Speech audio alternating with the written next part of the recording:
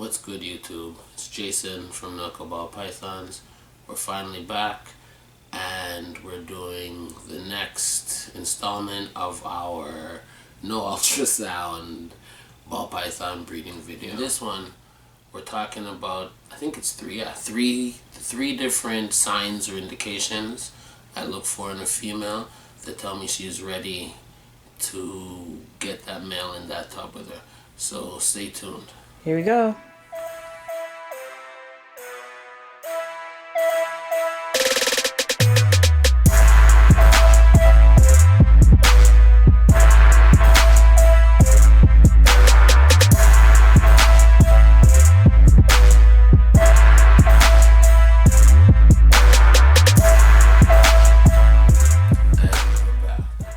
So guys, during the breeding season, one of the biggest or the most important things for me is not to stress out your animals, because I'm of the opinion that a stressed out animal is not going to be its most productive. So I don't just throw males in with females wantonly, or there is a thought process and a logic to how and when I pair my females. And in this video, we're going to talk about the 3 different look-fors that I need to see before I start putting that male in. One thing I failed to mention is the logic behind even the 3 look-fors and what it is I'm thinking. So if you have an ultrasound, you're able to ultrasound your female and see exactly where her follicular growth is, and through that you're able to determine when to pair your male. So what I'm attempting to do by using these look-fors is guess and use the cues, use the behavior of the female to guess when her follicles have grown to that point of needing to be paired. So essentially that's the logic or the thinking of what I'm going to be showing you here today. Before I get to my 3 look-fors, off camera Shay was asking me, well, what's the issue with, or what negatives can come from stressing out the animals? And I was reminding her of one experience that we had where I was really excited. This is early on when I was breeding ball pythons, and I was just like everyone else. I'm really excited and can't wait, and I start pairing all my animals once October hit. I had a female that was about 1,400 grams, 1,450 grams, feeding really well. Started pairing her. She went off feed, didn't produce for me that season.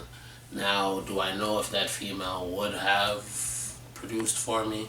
I don't know, but the way I do things now, I probably would have waited a month or 2 months before pairing that female at all. Now, did that stress of putting that male in with that female, harassing that female, did that throw her off the season? I don't know, but now my philosophy with breeding ball pythons is to minimize the amount of stress. So again, these are the look-fors that I look for before I start pairing. Alright, so my first look-for is feeding response. Now, I had in the past video, I showed what a normal feeding response is. And again, guys, you gotta be paying attention to your animals, and actually the basis of all 3 come from observing your animals and paying attention to your animals. So you know, or should know, the general feeding response of your animal.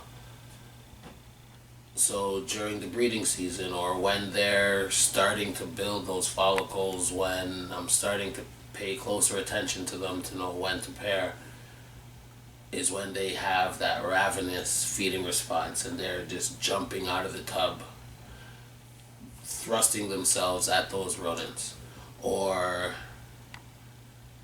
when you can tell your animal wants more food than when you're offering it. This usually happens for me the months of October, November, and December. At that time, as I've said in the past video, you gotta feed those females, get sufficient food into those females so they can build up those fat stores so they can make those eggs. But watch out, guys, watch out for that very aggressive feeding response. That's the first sign that your female is getting ready to be paired. Alright, so I'm going to demonstrate the feeding response of certain animals, and then I'll show you what I'm talking about the super feeding response of the female. So here we have a hatchling hidden gene warm-up pinstripe.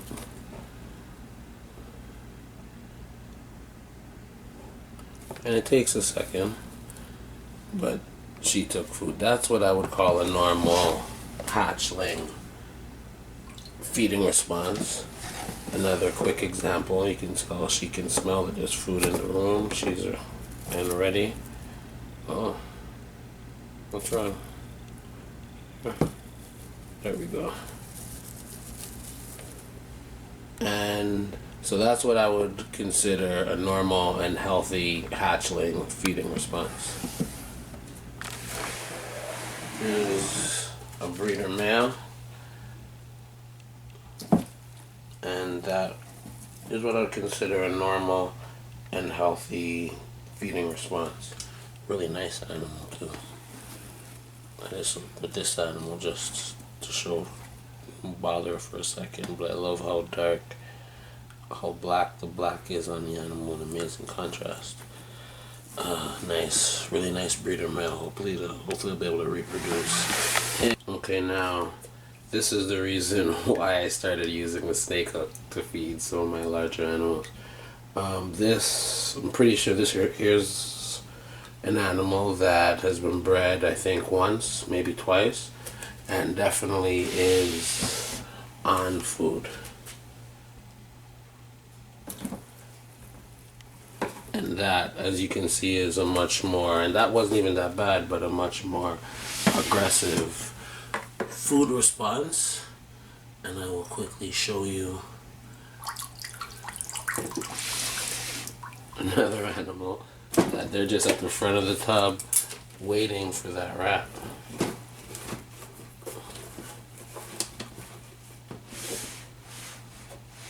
Much different than a lot of the other animals, and different from what these animals are normally like. Let me show you a couple other examples in another rack. Alright, here's another couple of big females that have been bred a couple times. And you can see a very aggressive feeding response. And I do want to say, normally these animals are very docile and are not that aggressive. So if new people are watching this video, please don't think that that's the normal behavior of the snake. The reason they're behaving like this is they can smell the rats in the room from the other snakes that have been fed, and because this is the routine, they know that food is coming.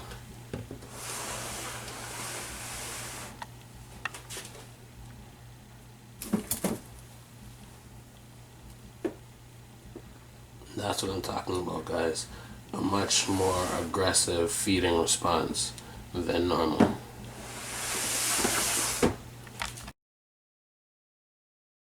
Okay, now the second thing that I look for before I start pairing a female is a certain behavior that she exhibits. The only way I can describe it is the look. I actually filmed some footage showing the look and showing some other animals not demonstrating this behavior, and that'll give you a better idea of what I'm talking about. So what's good, guys? So I want to give some visual examples of what I'm talking about when I say that look that a female has, that I look for when I want to initiate or start introducing a male. So here we have a really nice leopard female. and she's doing what ball pythons normally do, and that's just curled up at the back of her tub doing her ball python thing. And that's to be expected this time of year. She has really good size, she's been eating well, and she definitely will be bred this season. But when I'm first introducing, or when I'm deciding what females to first introduce males to, she probably won't be one of them, because I'm not seeing the behaviors that I want to see.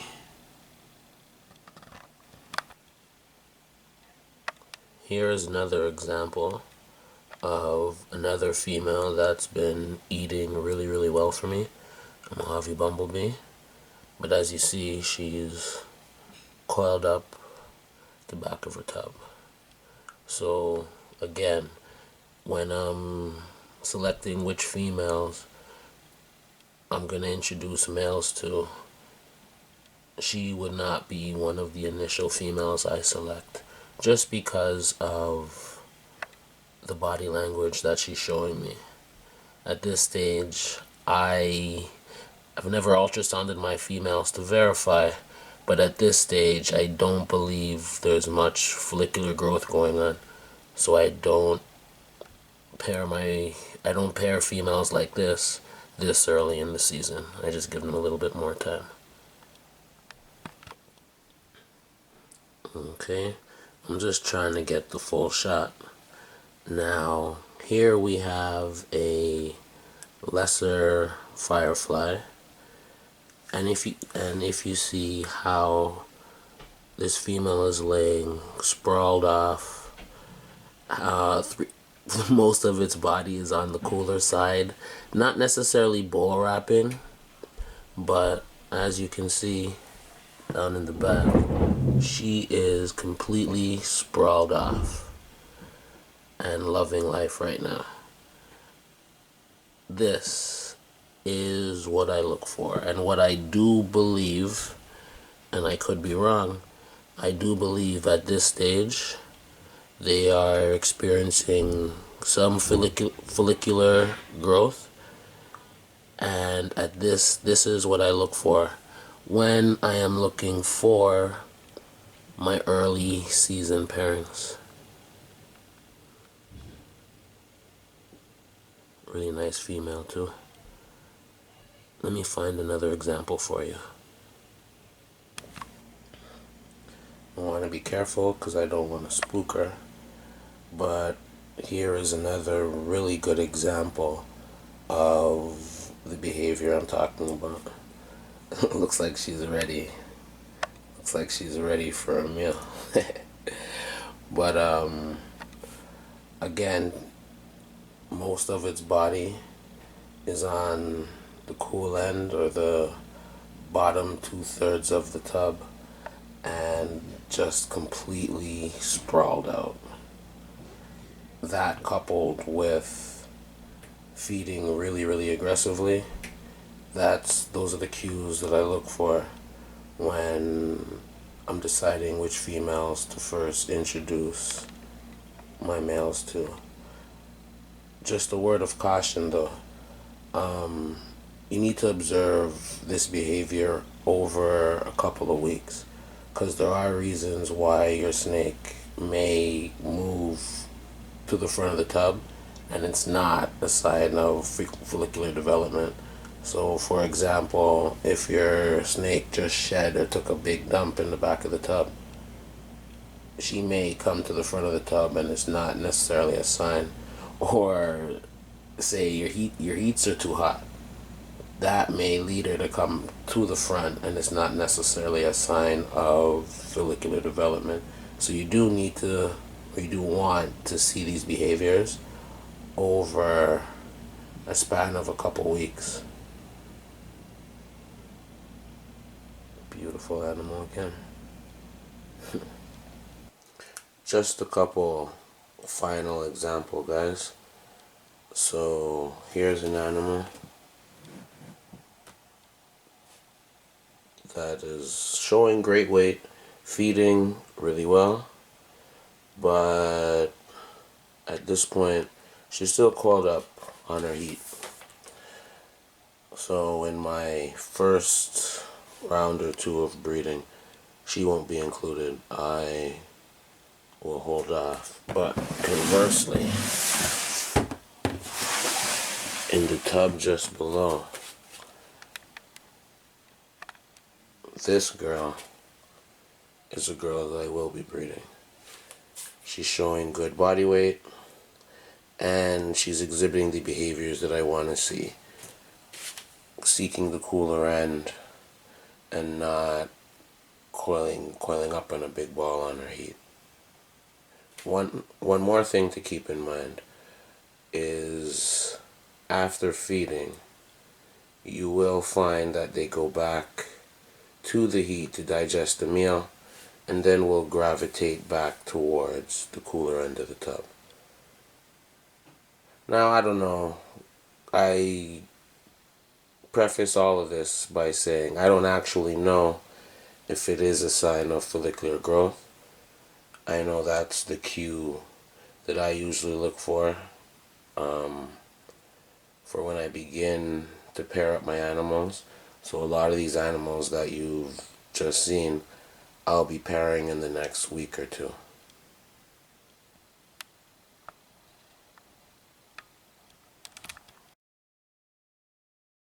Okay, now, final thing that I look for when I am deciding when to pair are these. And that is your records, guys. Record keeping, once again, is so crucial and so important when you're breeding any type of animal. So what I'm looking for, I keep track of when I paired the animal prior seasons. I also keep track of when the animal ovulated and when they laid.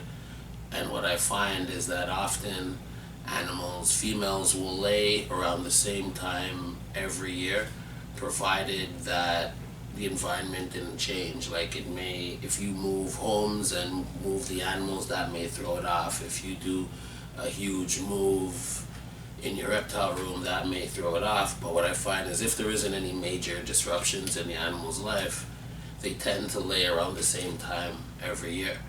So with that information, that also helps you to know when you should start pairing your animals. So once again, record keeping is my third look for, and so important when you're working with animals. Okay guys, so those were my 3 big look fors when I'm trying to decide when to start pairing my females. I hope this helped you. If once again, if you have any questions, feel free to hit me up on Facebook, on Instagram, on YouTube. I'm always very willing and happy to answer people's questions, respond to your comments, all of that. Be sure to like, subscribe, share the video, and until the next time, take care.